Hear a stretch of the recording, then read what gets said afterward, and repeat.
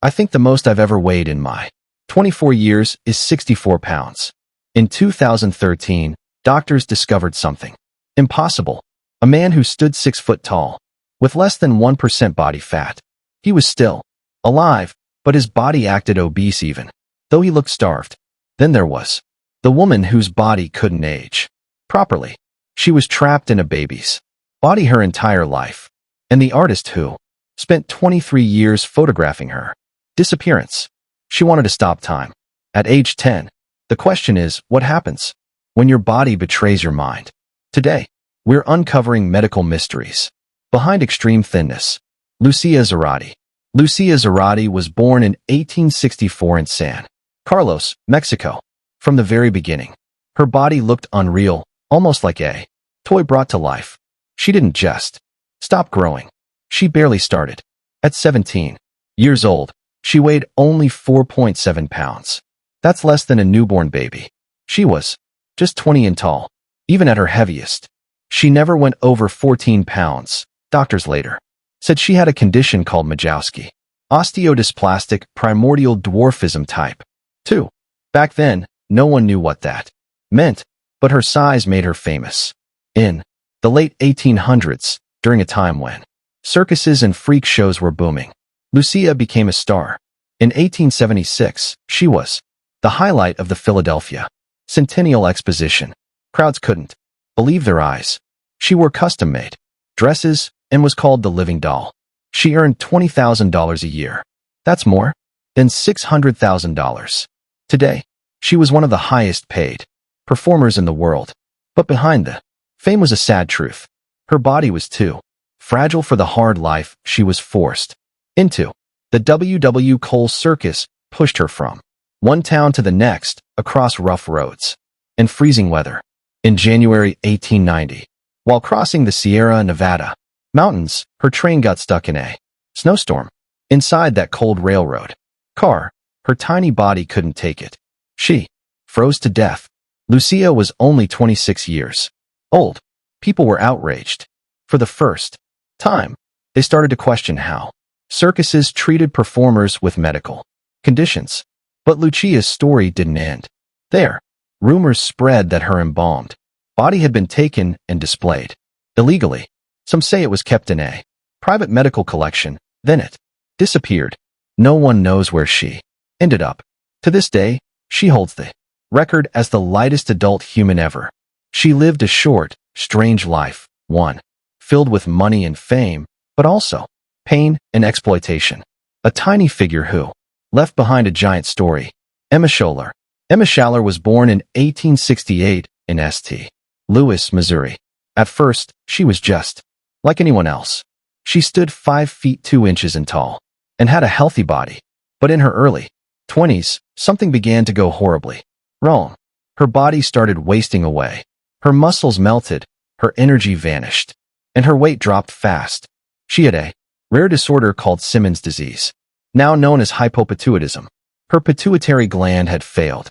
That little gland controls most of the body's systems, and hers had almost shut down completely. Emma dropped to just 45 pounds.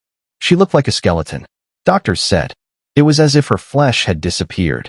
And in the cruel world of the 1800s, that meant she became a public show. Out of money and cast aside by society, Emma joined sideshows. She was displayed across the Midwest like an exhibit, shown to crowds who paid to see her eat or walk. Promoters printed her picture on posters and called her the living skeleton. It wasn't really her choice.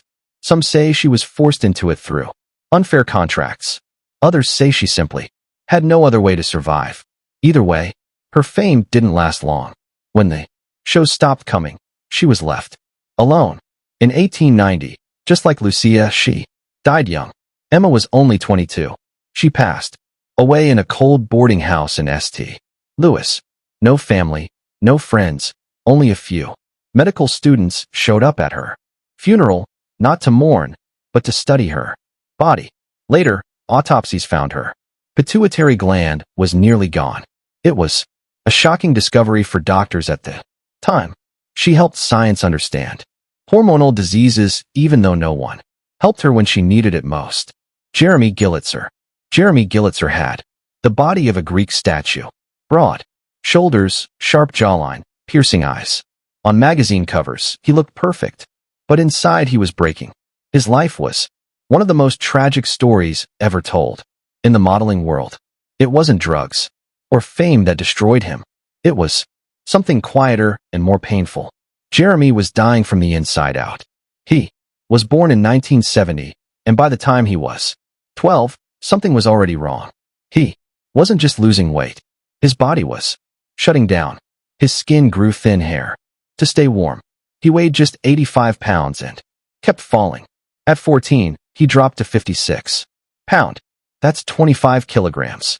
A full G-grown boy, barely the weight of a small child. He stole laxatives. He vomited in secret. He was slipping away, and nobody could stop him. Doctors tried everything.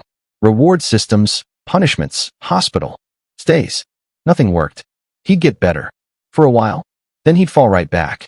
At school, he was bullied for being chubby. Later, he was isolated for being gay in a time when silence was survival. All of it fed into the same nightmare. But somehow he still became a model. On the outside, he looked like strength.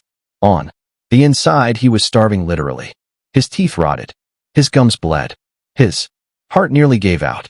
At one point even, the gym, his last connection to a normal life, banned him.